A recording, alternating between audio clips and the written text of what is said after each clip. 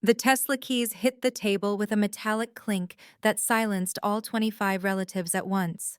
I'm Madison Thompson, and this is how I discovered my worth in my mother's eyes, measured not in years of sacrifice, but in the rent she decided I suddenly owed. While my sister Sophie got a $120,000 graduation gift, I got a bill. What my mother didn't know was that I'd been keeping secrets too. Secrets about promotions, inheritance, and the real reason Grandma's estate took so long to settle. Before we dive in, please take a moment to like and subscribe, but only if this resonates with you. Drop your location and time in the comments. I love knowing where you're listening from. It started as a celebration dinner, but ended with me walking away from everything I'd known. Sophie's Italian restaurant buzzed with the energy of our extended family gathering. The private dining room with its exposed brick walls and soft Edison bulb lighting should have felt warm. Instead, I sat at the far end of the long table, still in my scrubs from a 12-hour shift at the hospital. "Madison, you made it!" Mom called out, her voice carrying that particular tone she reserved for public disappointment. "Though you could have changed first."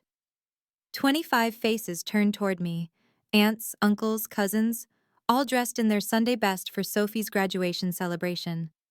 My sister sat at Mom's right hand, radiant in a designer dress I recognized from her Instagram stories last week, the one that cost more than my monthly car payment. "Sorry, Mom, emergency surgery ran late." I slid into my designated seat, notably the only one without a gift bag placed on the plate. Mom waved her hand dismissively. "Well, Sophie understands the importance of appearances. Don't you, sweetheart?" Sophie beamed, her fresh marketing degree apparently already qualifying her as an expert in everything. "First impressions matter, Madison. You should know that." The irony wasn't lost on me. For 6 years, I'd been making the kind of first impressions that saved lives. But here, surrounded by family, I might as well have been invisible.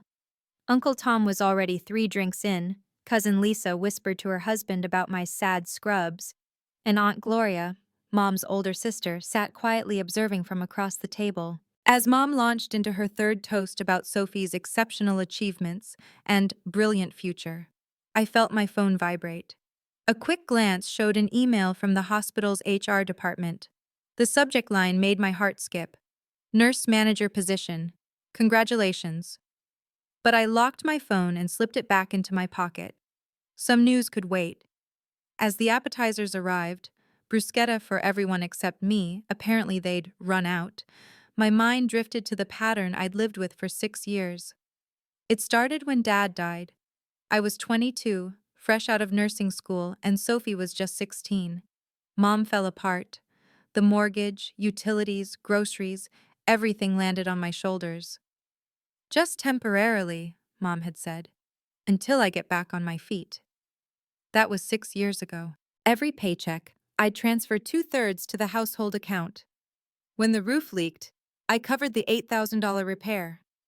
When Sophie needed a car for college, guess who co-signed the loan? When Mom's real estate license renewal came up, I paid the fees. "Your sister needs support to build her future," became Mom's favorite refrain. Meanwhile, Sophie lived rent-free through college. Her internships were too important to work part-time. Her spring breaks in Cabo were networking opportunities. Her designer wardrobe was investing in her image. "Madison, are you even listening?" Mom's sharp voice cut through my thoughts. "Sorry, what?" I was telling everyone about Sophie's job offers, 3 companies fighting over her. Mom's eyes sparkled with pride, including that tech startup. What was it called, honey? Nexus Marketing Solutions, Sophie supplied, glowing. They offered $65,000 to start.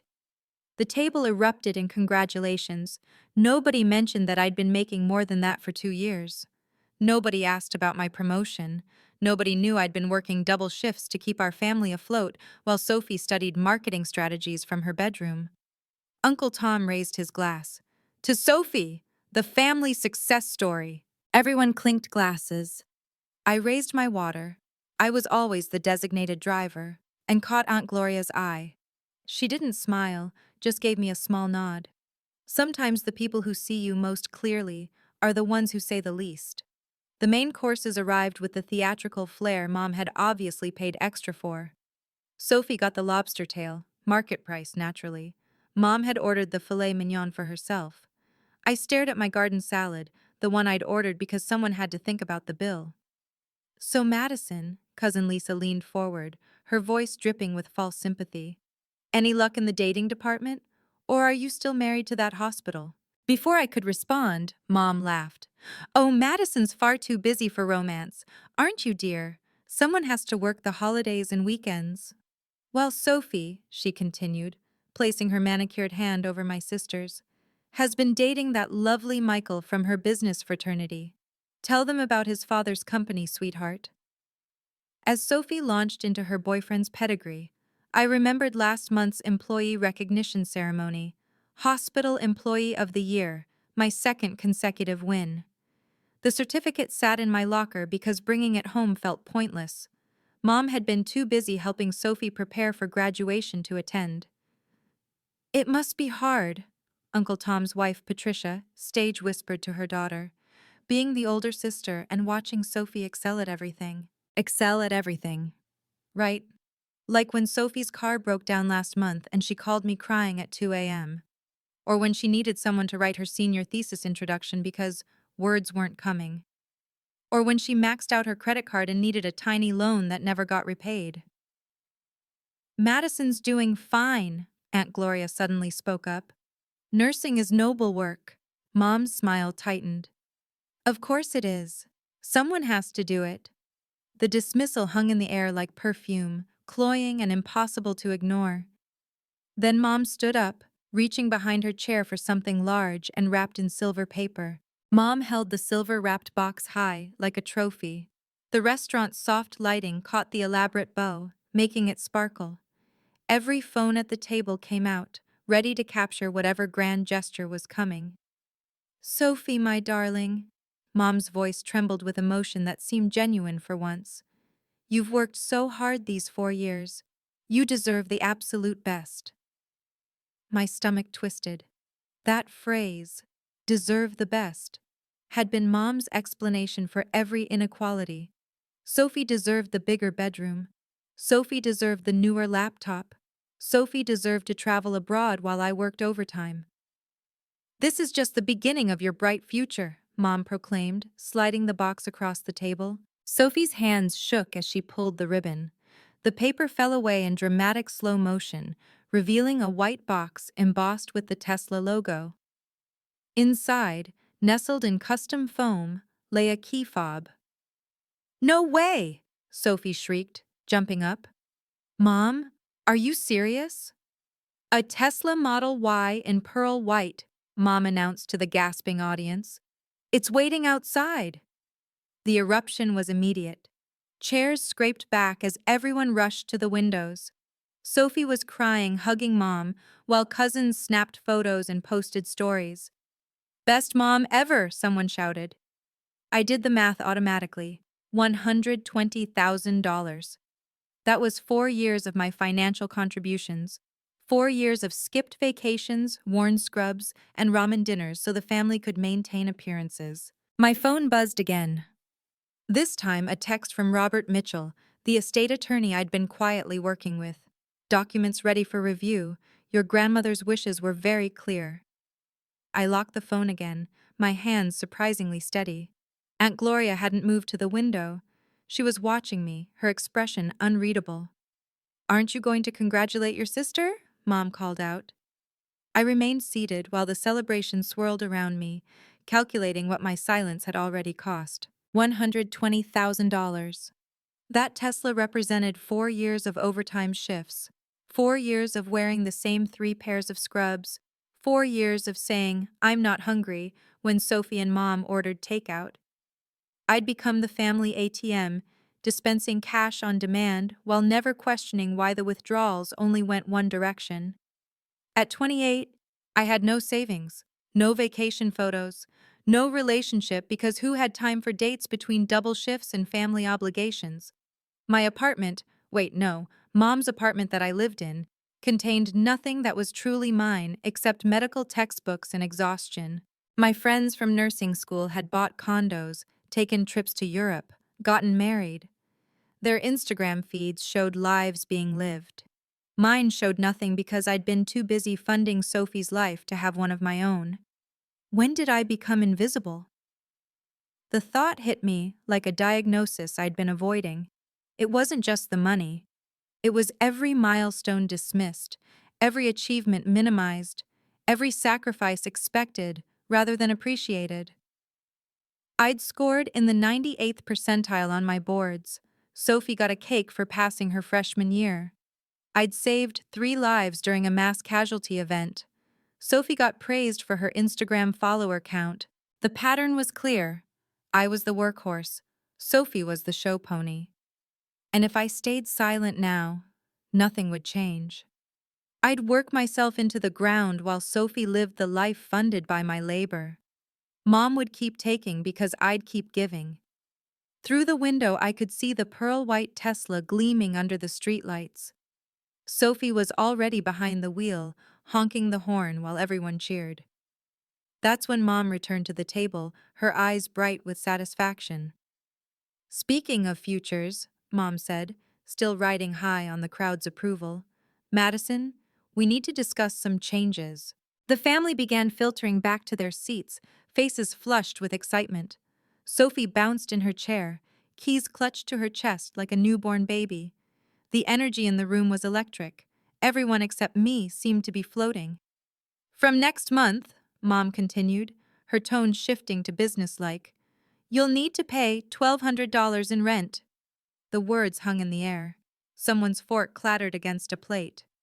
"I'm sorry, what?" My voice came out steady, which surprised me. "You're 28, Madison. It's time you take responsibility for yourself." She said it like she was doing me a favor, teaching me a life lesson. "And Sophie?" I asked, though I already knew the answer. Mom waved dismissively. "Sophie needs time to settle into her career. She can't be burdened with bills while she's establishing herself." "Sophie is 22, I said slowly. "I've been paying bills since I was her age." "That's different. You were already working." "Because Dad died and someone had to." The table had gone silent. 25 pairs of eyes ping-ponged between us like spectators at the world's most uncomfortable tennis match. "Don't be dramatic, Madison." Mom's public voice was slipping. "This is completely reasonable." Reasonable. I set my fork down with deliberate precision. The soft clink might as well have been thunder for how everyone flinched. "So, to clarify," I said, my nurse voice emerging, the one I used to deliver difficult news. "Sophie gets a $120,000 car for graduating, and I get a rent bill for existing?" Mom's jaw tightened. "If you're going to be petty about your sister's success," "Success," I repeated, tasting the word like medicine. "Could you repeat that, Mom?" I kept my voice clinical, professional. "I want to make sure I understand this new arrangement." Patricia's fingers drummed against the table. "You're 28 years old. It's time you learn to be independent." Independent. I let the word sit there. And Sophie at 22? That's different. Sophie has potential. The word hit like a slap, but I didn't flinch. Around us, relatives shifted uncomfortably. Someone cleared their throat, the air conditioning hummed. "What kind of potential?" I asked. "You know what I mean.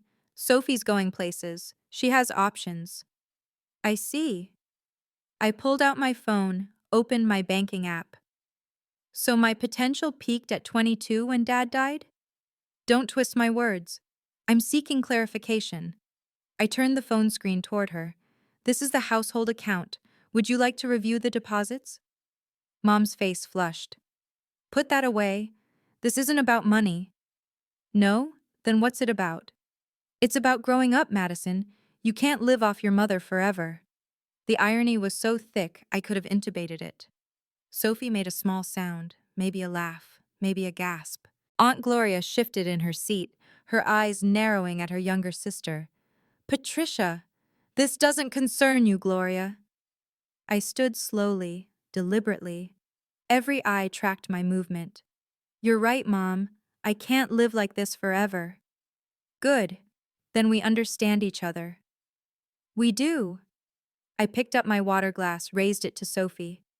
Congratulations on your graduation and your potential. Sophie wouldn't meet my eyes. Her fingers played with the Tesla key fob, turning it over and over like a worry stone. Sit down, Madison, Mom hissed. You're making a scene. Madison, don't be jealous of your sister, Uncle Tom interjected, his words slightly slurred from his fourth whiskey. It's not a good look. Jealous? I remained standing, my voice steady. Cousin Lisa chimed in, eager to pile on. Everyone has different circumstances, Madison. You can't compare yourself to Sophie. You're right, I said. Our circumstances are very different. See? She gets it, Tom's wife added. Sophie earned this with her grades. Her grades? I nodded slowly. The ones I helped her study for? Madison! Mom's voice cracked like a whip. Don't ruin your sister's moment. Sophie still hadn't said a word. She sat frozen, staring at the keys in her hand like they might disappear. The designer dress that cost more than my monthly car payment suddenly looked like a costume. Some of us have to work harder for success, Patricia from accounting added, not even trying to hide her smugness. Sophie just has that special something. Only Aunt Gloria remained silent, her lips pressed into a thin line. She'd been watching this dynamic for years, I realized. She knew. She'd always known. Special, I repeated. Is that what we're calling it? What else would you call it? Mom demanded. Funded, subsidized, sponsored by the Bank of Madison. Gasps rippled around the table. Someone whispered, "Oh my God." How dare you? Mom started. No, Gloria suddenly spoke, her voice cutting through the noise. Let her speak, Patricia. The sisters locked eyes across the table. Some old tension, some history I didn't know, crackled between them. There's nothing to say, Mom replied coldly. Madison's just bitter. Bitter, I said, pulling out my phone again. Interesting choice of words. Interesting timing, Mom, I said, scrolling through my phone with deliberate casualness. The rent demand, I mean. Patricia's eyes narrowed. What's that supposed to mean? Just interesting, considering Grandma's estate finally settled. The color drained from Mom's face so fast I thought she might faint. Her hand gripped the edge of the table, knuckles white. What are you talking about? Her voice came out strangled. Nothing. I locked my phone, slipped it back in my pocket. Just interesting timing. Sophie looked between us, confusion clear on her face. What about Grandma's estate? It's nothing, Mom said quickly. Too quickly. Just paperwork. Boring legal stuff. Boring, I agreed. $850,000 worth of boring. Someone knocked over a wine glass. The red spread across the white tablecloth like bloodwork I'd seen too many times. Madison, stop. Mom's public persona was cracking. Stop what? Making observations? Gloria leaned forward.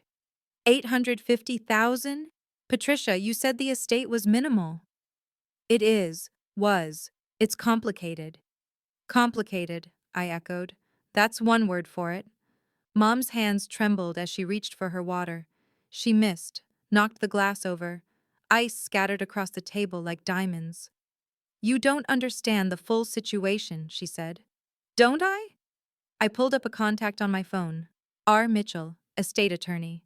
Should we call Robert and ask him? Who's Robert? Sophie's voice was small, scared. Nobody, Mom snapped. Then to me. We'll discuss this privately. Like we discussed the rent privately? Oh wait, you announced that to everyone. The silence was deafening. Even the waitstaff had stopped moving, frozen in the doorway with dessert trays. Some things, I said quietly, are becoming very clear. If you've ever felt invisible in your own family, drop A in the comments. And here's a question. What would you do in Madison's position? Stay and fight or walk away? Let me know below. Also, hit subscribe if you want to see how this unfolds, because what happens next changed everything. Now back to that dinner where Mom's carefully constructed narrative was about to collapse. My phone buzzed on the table, the screen lighting up with a notification. Everyone saw the sender's name before I could grab it. R. Mitchell, estate attorney.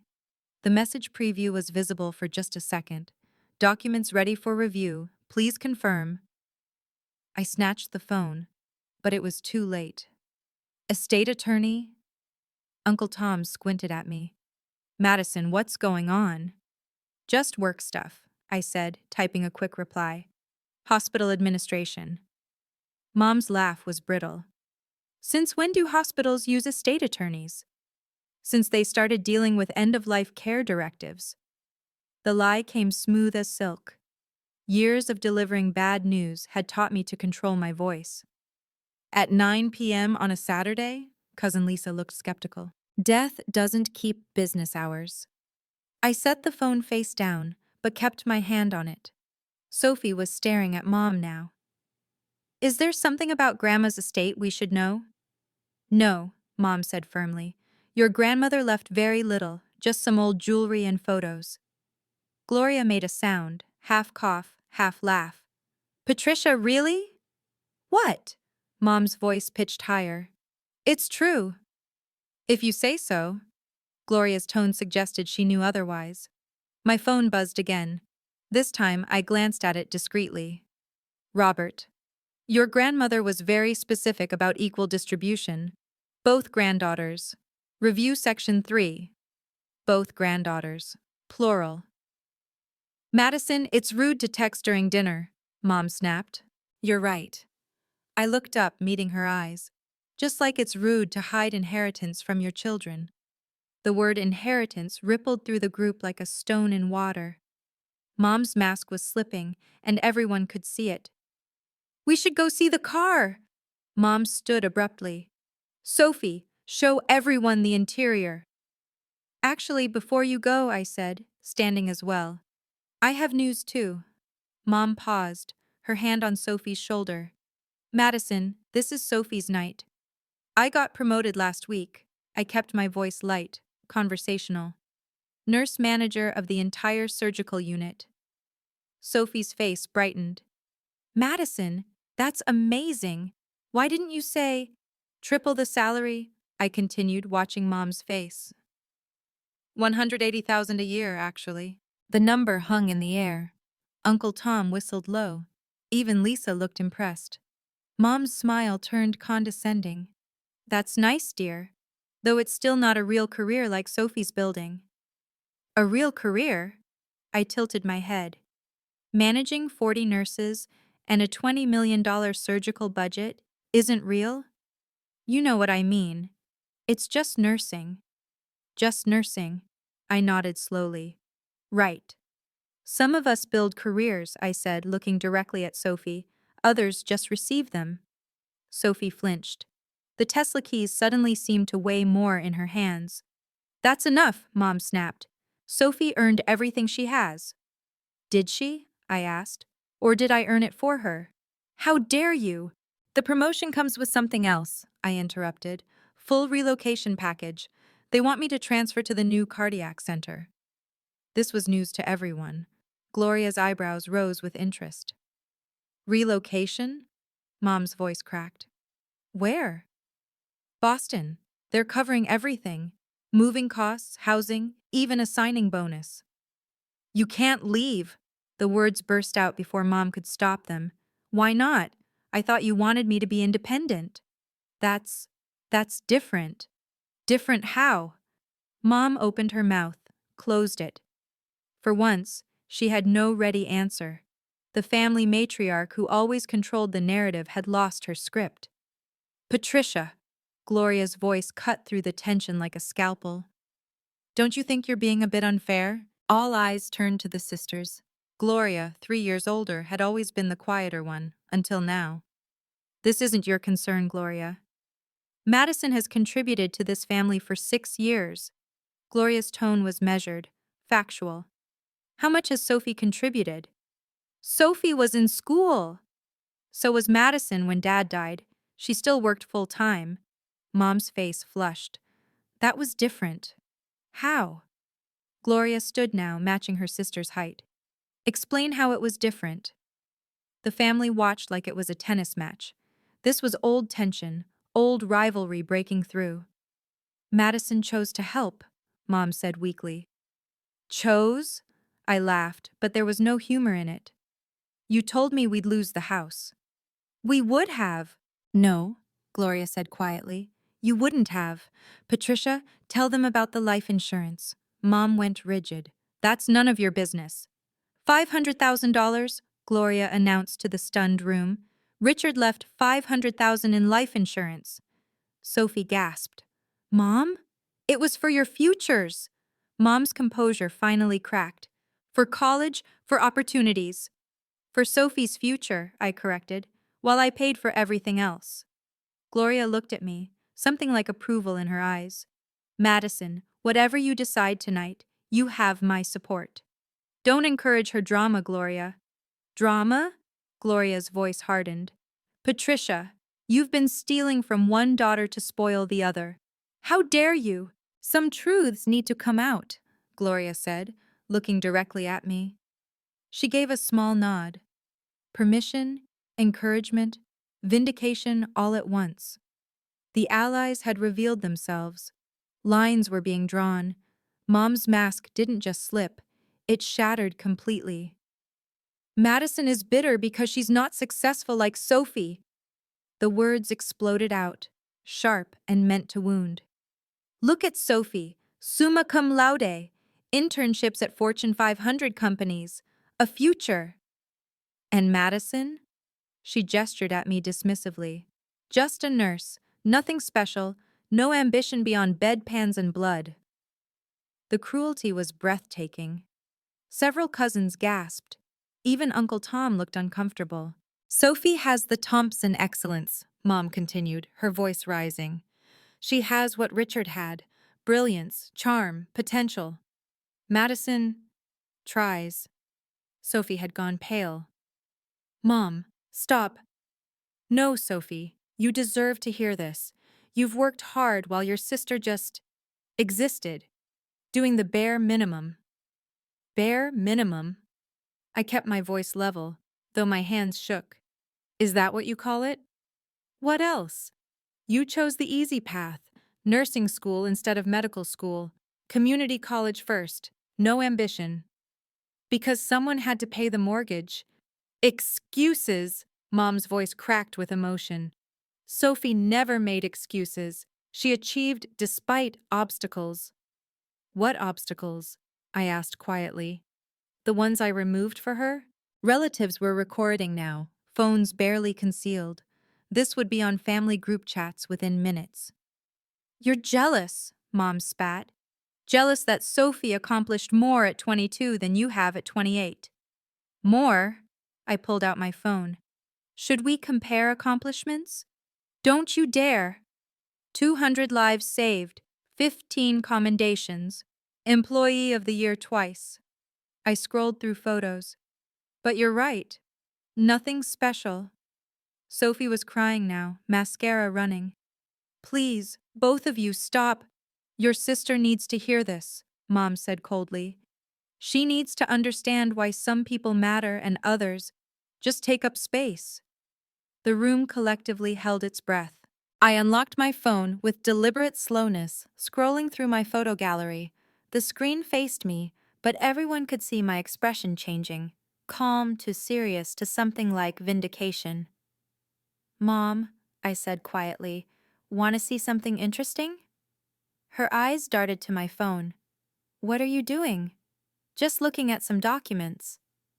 I swiped through images, bank statements, legal papers, official letterheads visible but not readable from their distance. Patricia's face went white. Madison, 6 years of records, I continued, still scrolling. Every transfer, every payment, oh, this is interesting. Put that away. Her voice shook.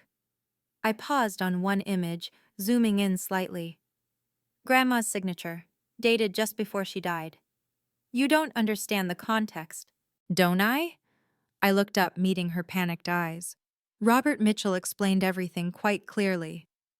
Sophie leaned forward. What documents? What's going on? Nothing, Mom snapped. Madison's being dramatic. Am I? I held the phone up, screen still facing me. Should I share with everyone? Full transparency? The room was electric with tension. Phones were definitely recording now. This was better than any reality show. You wouldn't, Mom whispered. I studied her for a long moment. The woman who'd raised me, used me, discarded me when I'd served my purpose. The mother who'd never once said thank you. You're right, I said finally, locking the phone. I wouldn't. Not worth it. Relief flooded her face, followed quickly by triumph. She thought she'd won. Forget it, I added, slipping the phone into my pocket. Some things are better handled properly. Gloria caught the emphasis on properly. So did Aunt Patricia, whose eyes narrowed with suspicion. Mom's hands trembled as she reached for her wine. Something was coming. She could feel it. I stood slowly, picking up my worn purse, the same one I'd carried for 3 years because designer bags weren't for just nurses. Congratulations, Sophie. I moved around the table to my sister, my voice gentle. You deserve happiness. Sophie looked up at me, tears streaming. Madison, It's okay.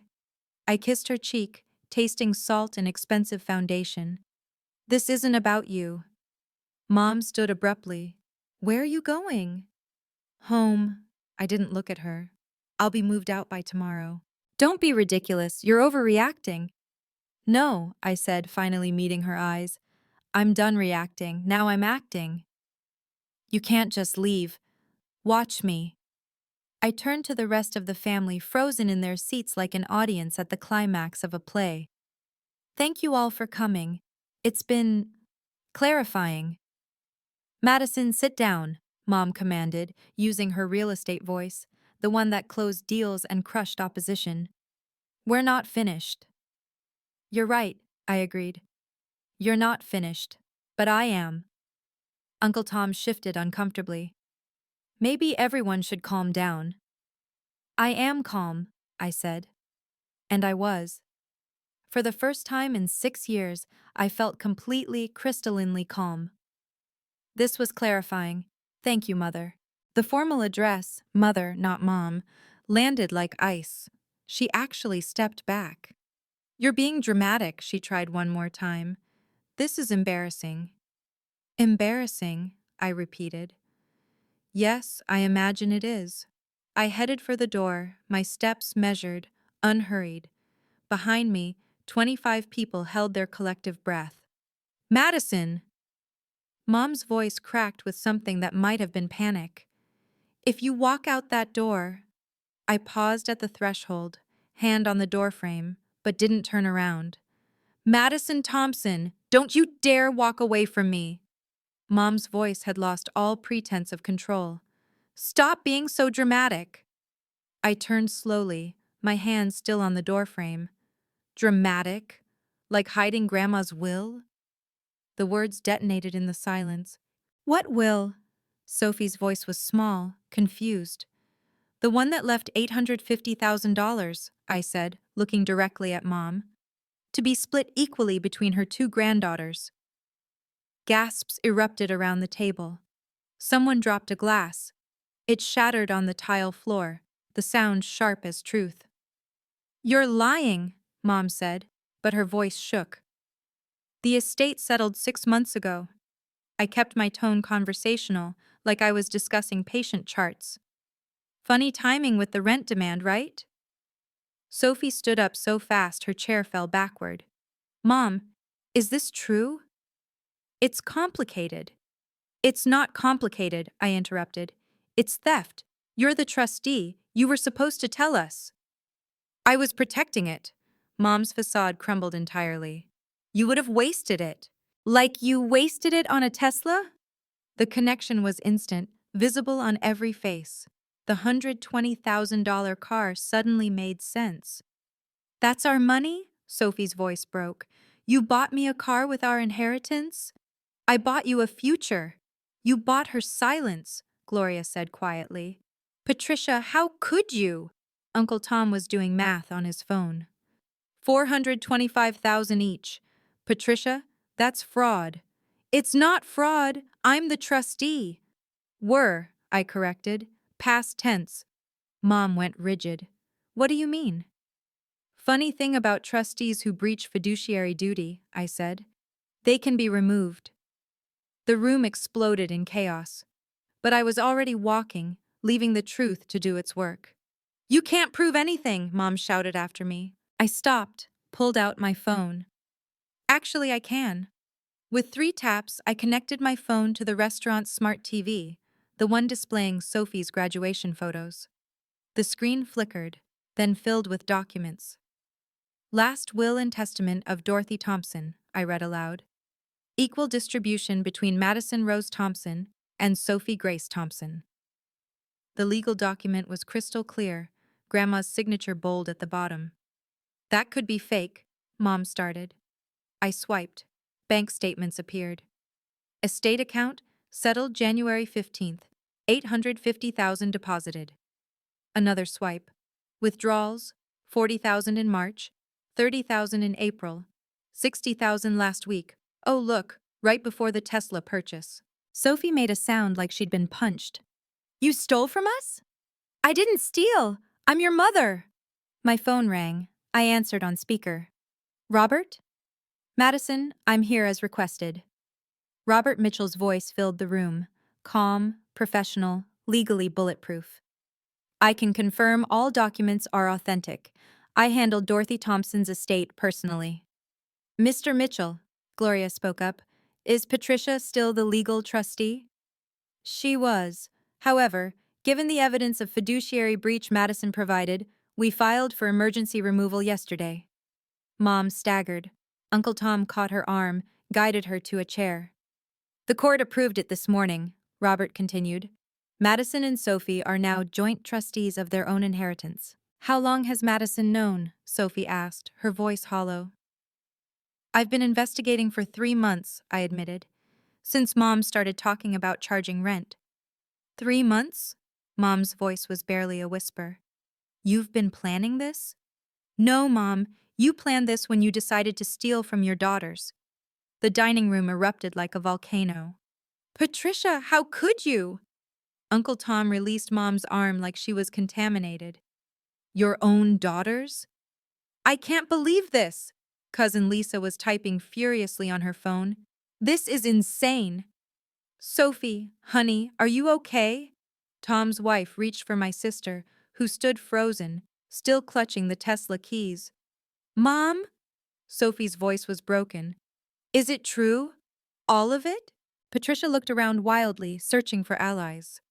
You don't understand. Madison would have wasted it on nothing. Sophie needed advantages. I needed a mother, Sophie said quietly, not a thief. The words hit harder than any slap. Mom actually gasped. I suspected something, Gloria announced to the room. When Patricia wouldn't let me help with Dorothy's estate, my own mother, and she shut me out. You knew? I asked. I suspected. When you started asking questions 3 months ago, I knew you'd figure it out. She looked at her sister with disgust. I just didn't think Patricia would stoop this low. This is entrapment, Mom shrieked. Madison set me up. You set yourself up. Robert's voice came through the phone, still connected. Every withdrawal, every lie, every breach of trust. Uncle Tom was shaking his head. 850,000. Patricia, that's a felony. It's family money. It's theft, multiple voices said simultaneously. Sophie suddenly moved, walking toward me with the Tesla keys extended. Take these. Sophie, no. They're not mine. They were never mine. She pressed them into my hand. They're evidence. There's more to this story, Mom tried one last time. Madison doesn't know everything. But no one was listening anymore. They were all looking at me, the invisible daughter who'd just become very, very visible. Plot twist. Did you see that coming? If you've ever had to stand up to family manipulation, you know how hard this moment is. What would you have done? Revealed it publicly or handled it privately? Comment below. And if you want to know what happened during those 6 months of silence, make sure you're subscribed. Now let me tell you how Patricia tried to justify stealing almost $1 million. I was protecting the money. Mom's voice rose to a pitch I'd never heard before. You don't understand what Madison's like. What I'm like? I kept my voice steady. You would have wasted it, given it away. You have no sense of value. Because I paid your bills for 6 years? See? She turned to the relatives desperately. She throws that in my face. A daughter should help her family. One daughter, Gloria corrected. You only expected help from one daughter. Sophie has real potential. She could be something special. And Madison isn't special? Robert's voice came through the phone. The nurse manager? The one who kept your family afloat? That's different. Sophie has the Thompson brilliance, like Richard. There it was, the truth she'd been hiding for 6 years. Sophie reminds you of Dad, I said quietly, and I remind you of yourself. Mom went still. That's why, isn't it? Sophie got Dad's charisma, his smile. I got your work ethic, your stubbornness. That's not... I did what any mother would do. She was grasping now, desperate. I invested in the future. In Sophie's future, Uncle Tom said coldly, with Madison's money. I'm still the trustee. I have rights. Had, Robert corrected. Past tense. The court revoked your trustee status this morning. Also, he continued, there's the matter of the $60,000 you already spent. Sophie gasped. 60,000? The Tesla was 120. The rest came from the life insurance, I said. Right, Mom? Patricia's face crumbled. She'd been caught in every lie, every manipulation. I was trying to be a good mother, she whispered. To one daughter, I said. Just one. Actually, Mom, I pulled a folded document from my purse. You're not the trustee anymore. I unfolded the paper. Official courthouse seal visible at the top. Emergency court order, signed this morning at 9 a.m. You can't do this. I didn't. The court did. I set the paper on the table. Breach of fiduciary duty, misappropriation of funds, failure to notify beneficiaries. Robert's voice came through clearly. The judge was particularly interested in the pattern of withdrawals coinciding with Sophie's purchases. This is family business. Mom grabbed for the paper, but Gloria intercepted it. It's legal business now, Gloria said, reading. Patricia, you could face criminal charges. Madison wouldn't. I prefer to handle this properly, I said, using my nurse manager voice. Through legal channels, no drama, no revenge, just consequences. The court has frozen the remaining estate funds, Robert continued. They'll be distributed properly to both beneficiaries within 30 days. Both? Sophie looked at me. You're including me? It's your inheritance too. But Mom used it for me. You didn't know. I met her eyes. This isn't your fault. Madison, Robert's voice was gentle now. Do you want to proceed with criminal charges? The room held its breath. Mom looked like she might collapse.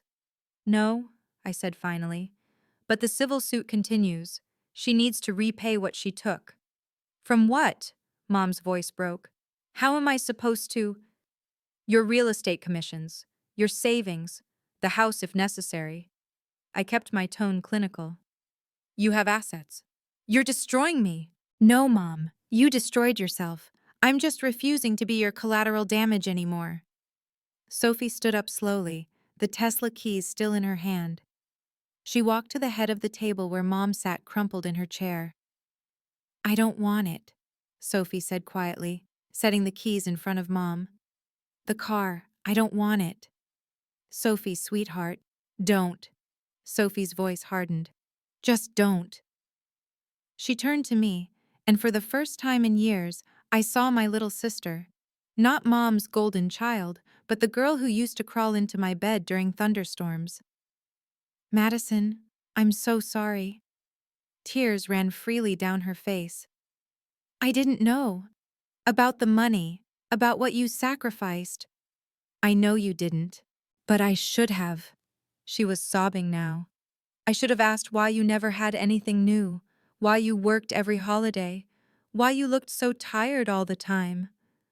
Sophie, I was so selfish, so blind. She crossed to me, collapsed into my arms. I'm sorry. I'm so sorry. I held her while she cried, feeling something in my chest crack open, not breaking, but healing. Over her shoulder, I saw Mom watching us with naked desperation. I want my actual inheritance, Sophie said, pulling back to look at Mom. My legal share. And I want my sister. Sophie, you're upset. Mom reached for her. Sophie stepped back. I'm seeing clearly for the first time. You're choosing her over me? You chose yourself over both of us, Sophie said. Madison's just the only one who was strong enough to stop you. She turned back to me. Would you let me come with you? When you leave? Sophie, please. I need to learn how to be a real person, not Mom's doll. I looked at my little sister and nodded. We left together, Sophie and I, walking out of that restaurant into the cool night air. Behind us, the private dining room erupted in chaos. Through the windows, we could see Mom sitting alone at the head of the table, surrounded by empty chairs. The relatives had scattered like roaches when lights turn on, suddenly remembering urgent appointments, early mornings, sick babysitters. Patricia, the bill, we heard the manager say. It's $1,200. The irony wasn't lost on anyone. The exact amount she'd demanded in rent. Gloria emerged minutes later, purse in hand. I paid it, she said simply. Last thing I'll ever do for her. Gloria, I started. Your grandmother would be proud of you, she interrupted. Both of you. Dorothy always worried Patricia's favoritism would destroy this family. Grandma knew? She saw everything. Why do you think she insisted on equal distribution? Gloria hugged us both. She tried to protect you from beyond the grave. My phone buzzed with texts. Uncle Tom. Good for you. Cousin Lisa. OMG, can't believe Patricia did that. Even Tom's wife. You're welcome at our house anytime. The family had chosen sides, and Mom had lost. What happens now? Sophie asked, still clutching my arm. Now you both live, Gloria said firmly. Without guilt, without manipulation, without being someone's ATM or show pony. Through the window, Mom was arguing with the valet about the Tesla. Apparently, Sophie had given her the keys, but not the ownership papers. Those were still in Sophie's name. She'll have to Uber home, Sophie said quietly. I'm not giving her the car. Good, Gloria and I said simultaneously. Mom looked small, defeated, older than her 52 years. For a moment, I almost felt sorry for her. 6 months later, Sophie and I sat in my new Boston apartment, boxes of Chinese takeout spread across my coffee table.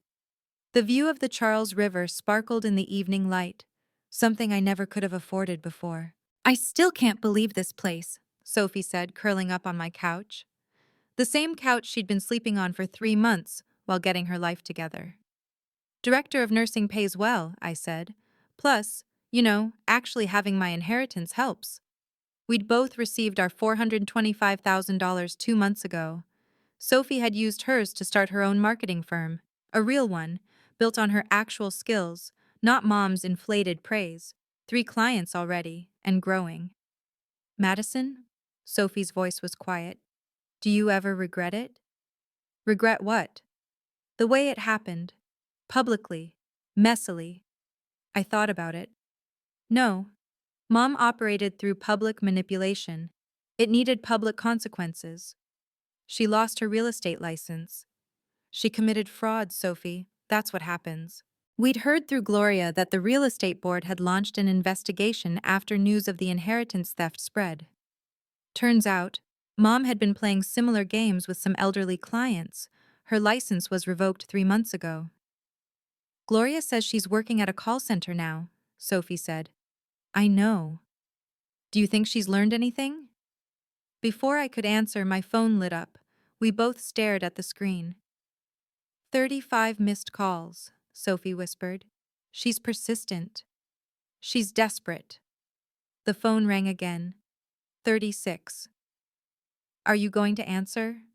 I looked at my sister, healthier now, in therapy, building her own life. Then I looked at the phone, at the woman who'd stolen from us in every possible way. Maybe, I said, on my terms. The phone rang again. 37. 38. Let me see the voicemails, Sophie said. I pulled them up, put it on speaker. Mom's voice filled my apartment. Desperate, ragged, nothing like the controlled woman who'd ruled our lives. Madison, please, I need help. Madison, I'm your mother. You can't just abandon me. The lawyers are threatening criminal charges. Please call back. I lost everything. Are you happy now? Sophie won't answer either. I'm alone. Madison, I'm begging you. The messages grew increasingly frantic. In the background of one, we could hear a TV. She was in a motel. In another, cars, a parking lot somewhere.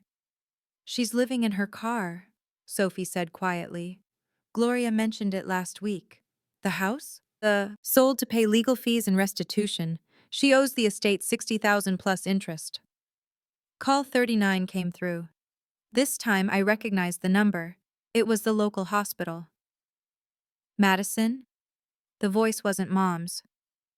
This is Dr. Martinez at Boston General. Your mother was admitted an hour ago. Panic attack, dehydration. She's asking for you. Sophie grabbed my hand. We should go. Should we? She's still our mother. Is she, though?